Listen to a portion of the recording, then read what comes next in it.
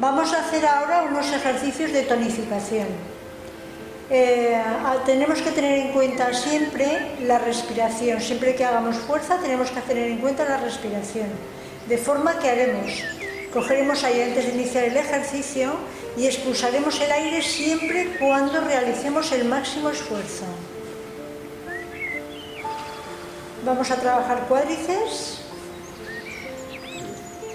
Para ello cogemos aire antes de comenzar y expulsamos el aire mientras hacemos este ejercicio. La espalda baja recta y la rodilla no sobrepasa la punta de los pies.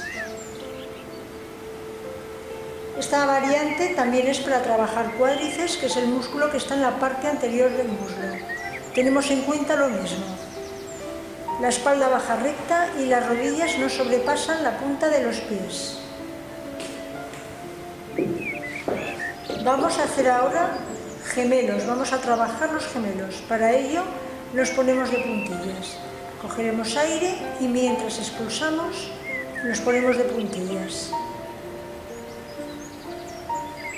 Hay otra variante que es esta, que requiere un poco más de esfuerzo y es exactamente lo mismo.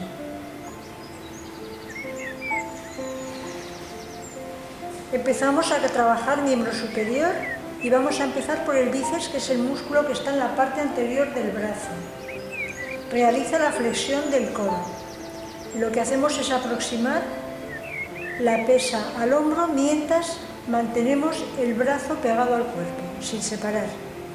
Cogemos aire y expulsaremos mientras nos llevamos la pesa al hombro. Para trabajar pectoral nos ponemos de cara a la pared y vamos aproximando el pecho a la pared. Respiración rítmica.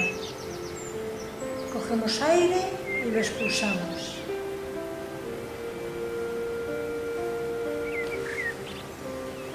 Para trabajar tronco vamos a empezar por abdominales. Para ello vamos a hacer planchas.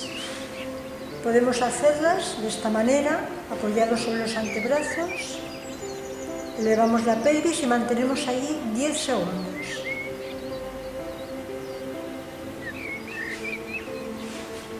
Hay otra forma, si no podemos de esta forma, lo podemos hacer así. Apoyados sobre las manos, mantenemos también la posición durante 10 segundos. 10 segundos en los cuales estamos respirando con normalidad, sin mantener el aire dentro.